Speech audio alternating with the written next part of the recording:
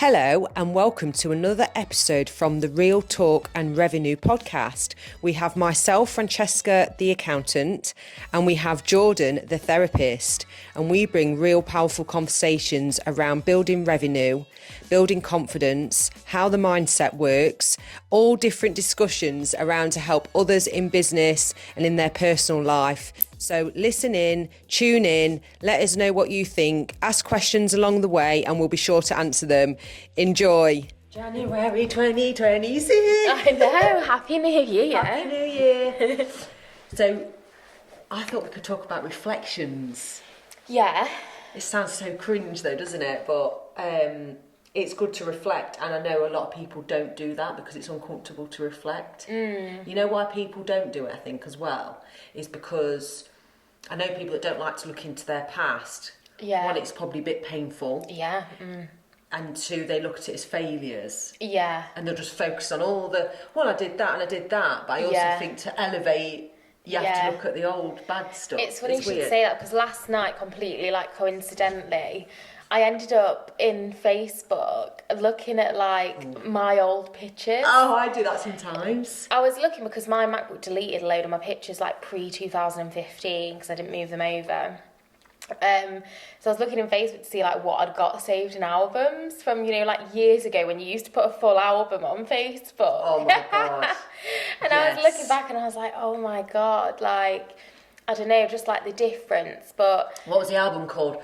1997 Night Out. 2K. The date and then 2K. Oh god. 10. Yeah, fun times. Oh, yeah, fun times. Yeah, Lincoln. Lincoln Night Out. Yeah, Josh's birthday. Roxanne's birthday. Love it. And it's obviously a full digital camera download. So it was just cracking me up. But it was funny because what I was actually looking at and what I was thinking, and this is a bit off topic, but on the theme of reflection, just looking back over the years and how your perspective changed and how you viewed yourself at that time. I remember thinking all throughout those years that I was really chubby, and looking back last night, I was like, what the hell?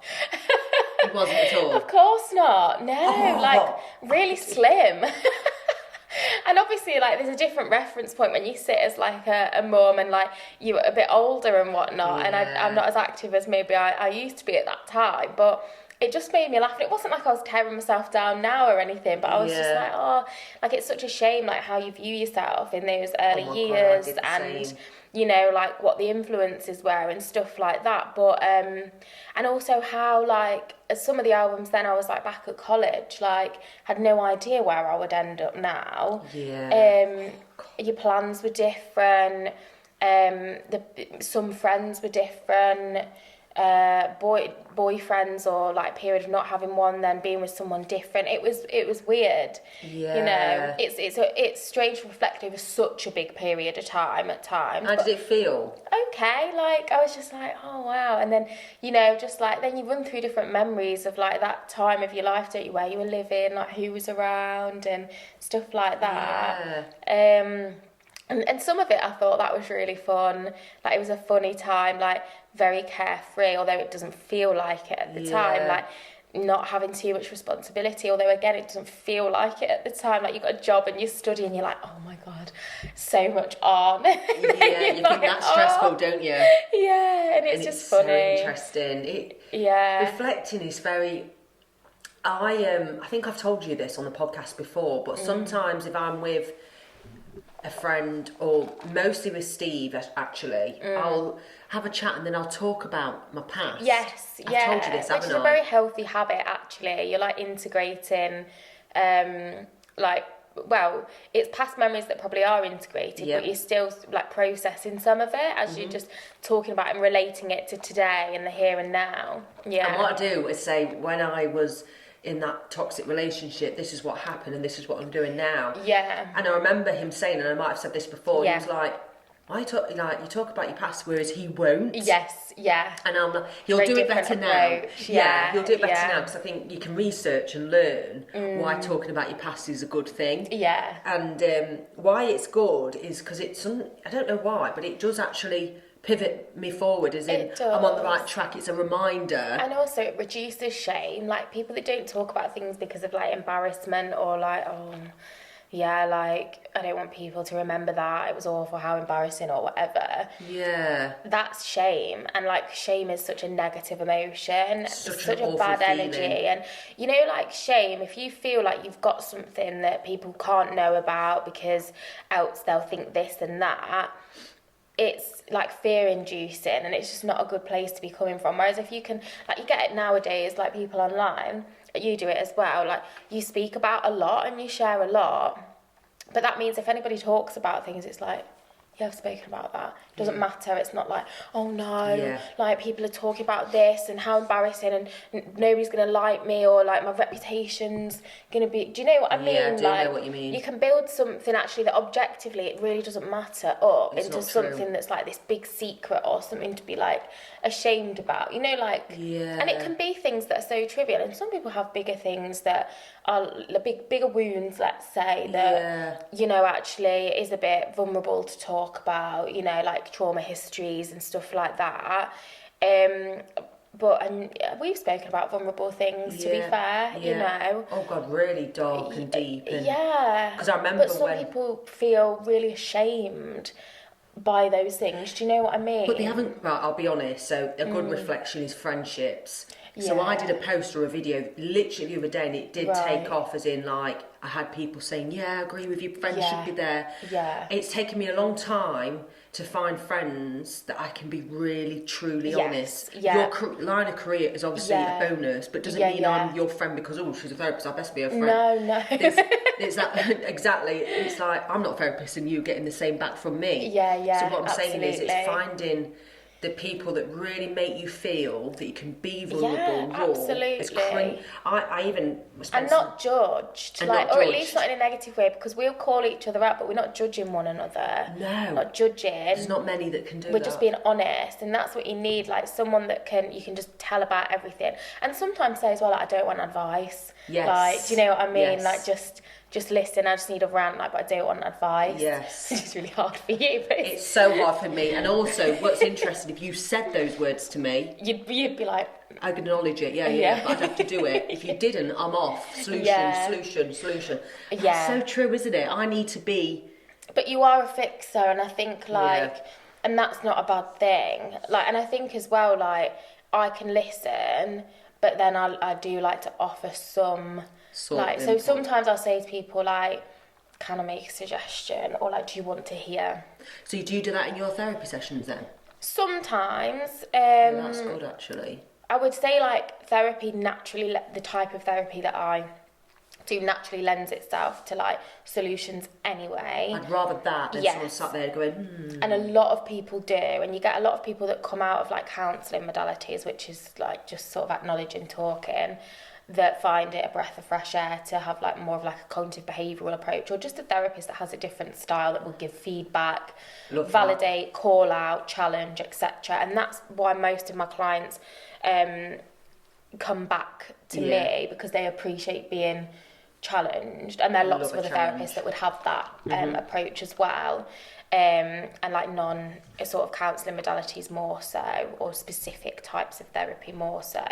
Whereas some, it's like absolutely nothing back, like, oh, I know. And that's difficult. Some people want that and need that, you know, to come to their own sort of conclusions. But it's interesting. So my reflection probably is, I'd like to, let's not say I need to, I don't need to do anything, and I have to remind myself of that, because I hear when other people, I need to get on, I need to lose weight, or I need to get fitter. No, you don't need to. And they go, and then you think, because if you tell yourself you need to, you're not going to do it.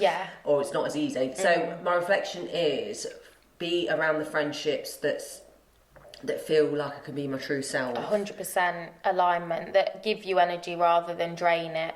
Yes, or make me question what I'm going to say next. It's so interesting. Do you find that? I don't know, it's hard. Not anymore, really. Is that because you pick and choose it, I've got like a very small group of friends that I've like collected over the years.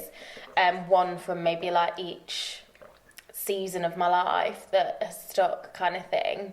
And also I think because now, like, I don't really, whereas like I used to in my 20s, like early 20s and later 20s maybe a little bit, think about what other people might expect of me or what might make them like me a bit more, like how I should show up and present. Whereas now I don't do that because I know the value of being your true self and seeing who gravitates towards you. You get much like better connections and relationships that way than like being like, oh, if I wear this or do that, or if I say this, or I don't a bit check more in. fun, or a bit more this and that, maybe they'll be my friend, they'll like me a bit more. Whereas now I just don't do it. I've got no interest whatsoever in being liked by people that aren't my people. So I just trust that, like, if I connect with new people, which I have done at like different events and things, and we get on, it's because I've absolutely 100% shown up as myself. Yeah, that's do you know what I mean? And it's so like, it's so comforting, like it's so fulfilling, like it doesn't feel fragile or conditional or best check in or that feeling. Sometimes I get that with my FOMO. friends, but it's not disingenuous. It's just like, oh, I've been a bit like off radar, like because been swept away by the things I need to. Yeah, there's like, normal stuff. Isn't yeah, there? And also obviously I forgot Roxanne's birthday for the first time in our whole years of friendship. I suppose that just highlights where my brain's been. Let's unpack that then, because there are people out there, and I'm definitely not one, would fall out with you over that as a friend. Oh, you know, I'm glad she doesn't fall out. No, she just gets it. Yes. Yeah. I want friends like that. She might have felt like a little bit like, oh, a bit sad about that. Yeah, but you can talk about it and you can make up for it. Like, she was fine. She just got it. And also, I wasn't... She's been slagging you off. No, she won't. But, like, she didn't... Like, I didn't pretend, like, that something else had gone on. Like, I genuinely did not realise the date. You know, when you're just clueless, I thought, how the fuck is it December? Yeah. Oh, and it wasn't on my radar. Yeah. And also there was another important date to her happening, and that was in my mind. More than. You know, we meant to like check in that day, so it just... Yeah. And it wasn't until I saw like her partner's post on social media that I was like, what the hell? Hey? And then I was like, fucking, oh my God. Was it that night or the next day? It was the same day, luckily. I'd have felt so bad. I mean, I felt bad anyway, because usually I'd acknowledge it like sort of first thing. Yeah. But again, like it highlights probably like where my brain's been at, and what you can like do better feeling for a bit next more time. Chaotic, you know, being swept up in like parenting a toddler and just trying to do different bits and bobs, like nothing major. But if you did it again next year, and the year after, you'd be like, oh, that, come on. If it was a pattern, yes. But it's, you know, it's an anomaly. Like I've always acknowledged, I've always like at least sent like a card, and then we've done something together. Like it's never happened since we've been friends since school. Like, do you know what I mean? But like you say, if it was like happening all the time, you know, like, always forgetting or whatever, then you'd be like, oh. It's so true. And if a friend decides to walk away from you, let's say, so there might be people out there that have handled things not great, they've not done the inner work, and then they find that, oh, they're not reaching out to me, or I've upset people. Yeah. My advice on reflection, you might have to reflect back, is to work on yourself and don't chase still. Oh, 100%. Even if you know you've done wrong. Yeah. My opinion and my advice is always look inward for a little while. Yeah, because if it's meant to be, you can fix it later. Yeah, absolutely. It does make sense. Sometimes you need the situation to kind of simmer as well. Like, people need time to... Yeah, and it's uncomfortable. Just, reflect, look inward. And I would say as well, like, I'm the sort of person, and so are you, that feels like they need to repair and fix everything. So historically I'd have been like, shit.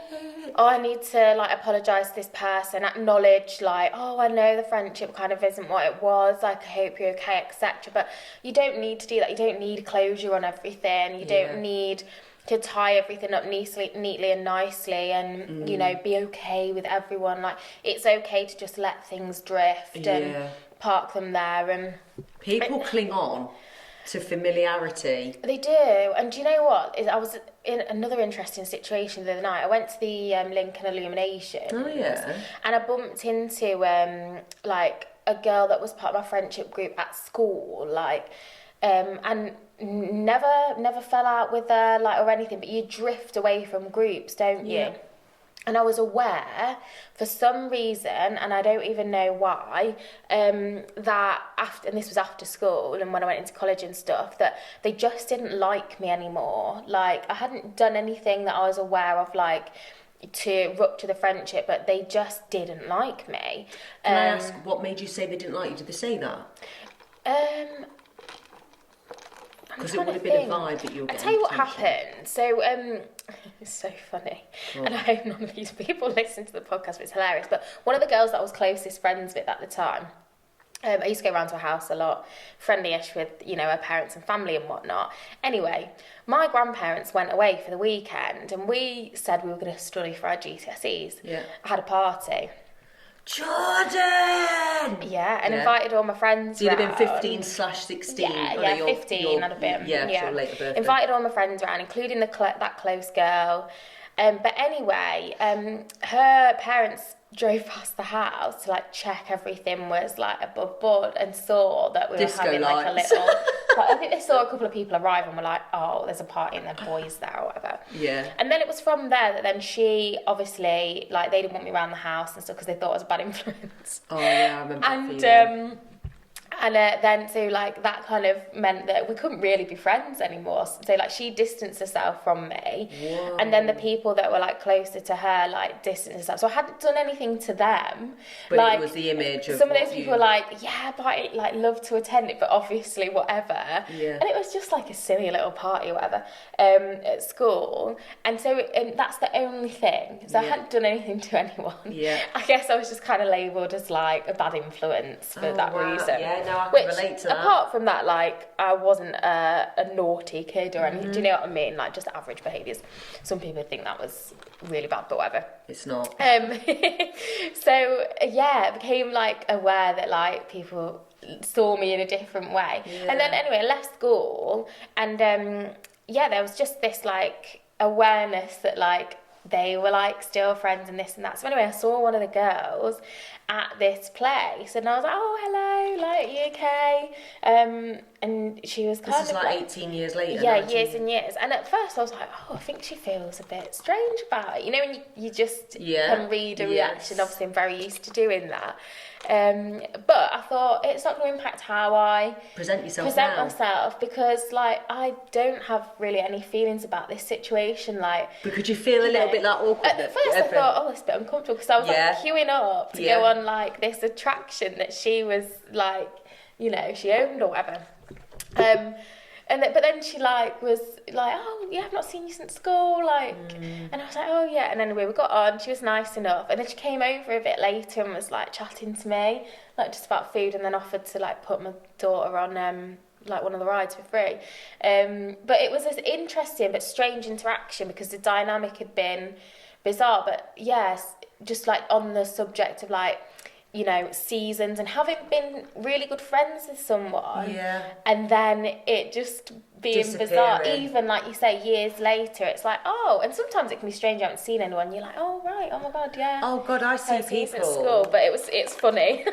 Yeah, I see friendships from school that still formed on Facebook, and they, you know, been friends for 20 years, you're always by my side, and I think, oh, I ain't got that. I'm not saying I haven't got friends, I've got friends that I've known 15, 20 years, I know that's a thing. But it's not it isn't about how long you've known someone. I think we've spoken about this before, haven't we? Like, you could have known someone a week and you just get on. Like, we were a bit like that when we first met. Yeah, 100%, I couldn't believe it. First conversation, like, we just got on so well, like, got catch-ups in and then whatever. And that was, so I always believe as well, there is a bit of a honeymoon stage with relationships in a way. I hate that term, but same with friendships. So you're going to show your best self for a bit. Yeah. Maybe your first year, let's say. Well, you're getting to know someone and you're trying to like weigh up what can you trust that person? What can you share? What can't you? But also, like, what can you share with them? Like, what feels comfortable? Because again, like being vulnerable. Do you know what I mean? Like, I remember this is my ex-business partner.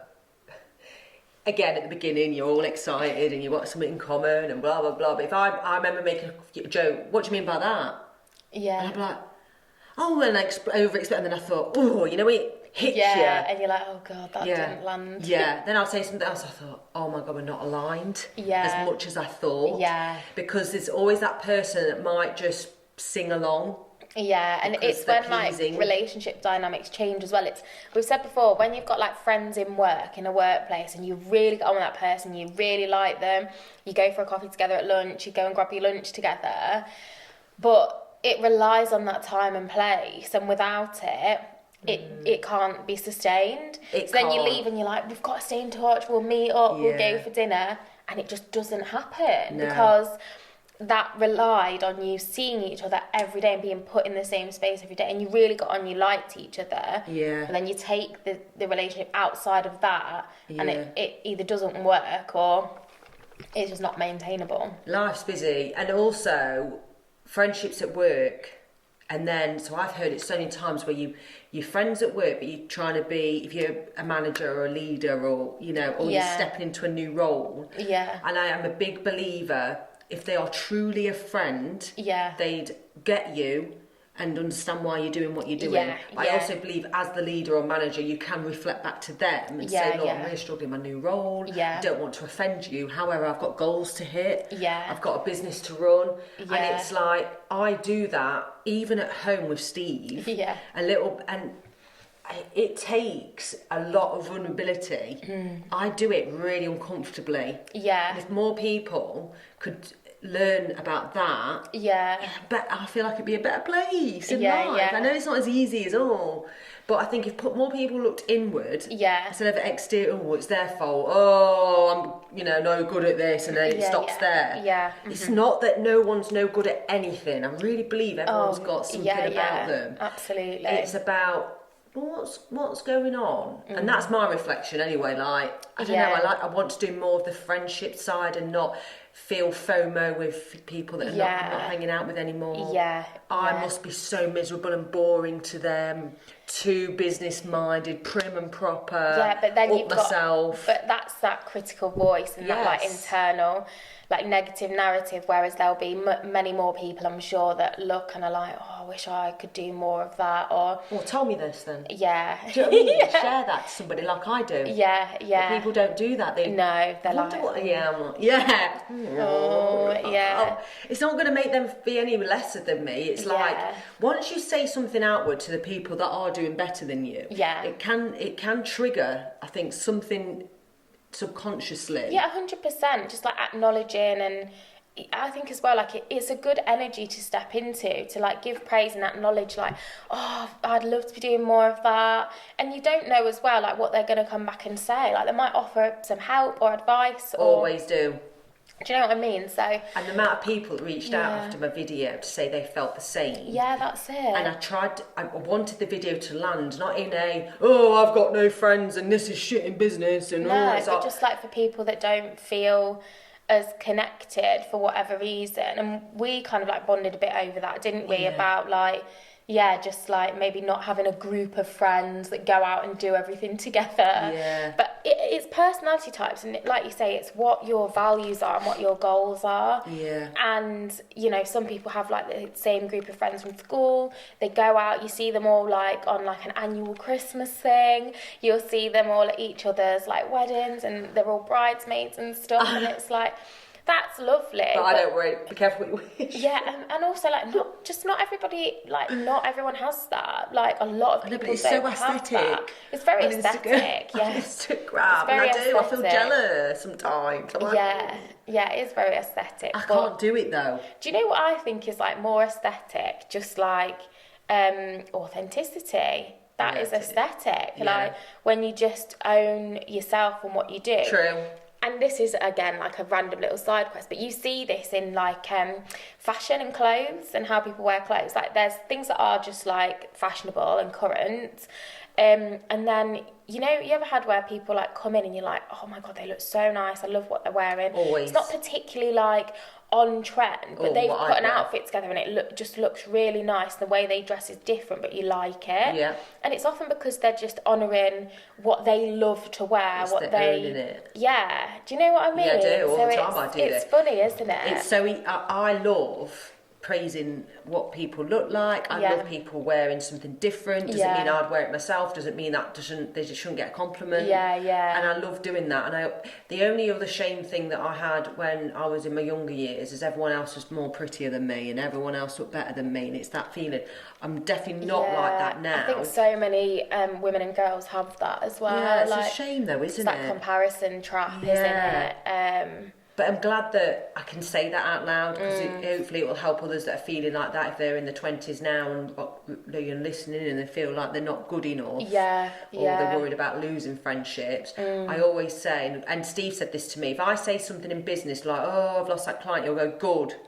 Make space for a better client. 100%. I love that, and because he read something that said that, and like if you lose a friendship or they don't text back, good, because you're making space. Absolutely. So I do try and go good. Yeah. And it's like, oh. Yeah. Yeah, I like a bit of reflection actually, but it's uncomfortable. It's uncomfortable, it can be hard, and it can bring up difficult feelings, which we often try to avoid. So that can be where the avoidance comes from as well. Like, I don't want to feel sad, I don't want to feel anxious, I don't want to feel like not good enough, you know, and that trigger anxiety or whatever. So I always think as well, another reflection on people's relationships, for example. I've learned there's no blame. I know it sounds really bizarre. There's no right or wrong. There's no blame. So even if it's black and white, try and look again internally. Yeah, I think we've definitely spoken about this before. Can't remember if we have on the podcast, but like you say, even in extreme situations, if you look inward, like, how did I end up there in the first place? Yeah. Like, what led me into that sort of a person? And usually you'll see some kind of a pattern from past conditioning, modelling. And again, that's not to blame yourself or be like, oh, you know, I was the problem there. It's not that. It's to be like, how do I prevent myself from being in that situation again? How can I make myself happier? By what behaviour can I bring to the table? And that's really uncomfortable because you almost feel like you're bowing down or... But no, it's not about that, because you can acknowledge that actually, like, that person's behaviour was really wrong, or, you know, whatever it might be, like even abusive. Yeah, that's different. It is very different. That's different. But you can still observe a pattern of, like, how did I end up there? What about that situation felt comfortable or familiar to me? Because you see this, and this is why people end up in, like, multiple dysfunctional relationships. Yeah. Oh, he's cheated on me again. Despite being a really nice person or whatever. It's like, you feel safe in that dynamic. Why? Well, probably because you don't feel good enough, or, you know, like, secure enough in, like, a healthier relationship. Nowadays as well, we have a whole, like, generation of people who are very comfortable with being love bombed. That feels normal. Let's talk about love bombing next week. Hold that thought. The intensity of it. Yeah. I want to hear. You know what? I've just read something. I think it was the other day about love bombing. He's love bombing me because I love reading, like, relationship things on Instagram that come up. So we're going to talk about love bombing next week. And then it'll hopefully entice some more people to listen and tune in. And we'll hold the fort there. Thanks and Happy New Year. Enjoy your 2026. Remember to write down your reflections, look back, and any questions, please ask away. Scurry it off.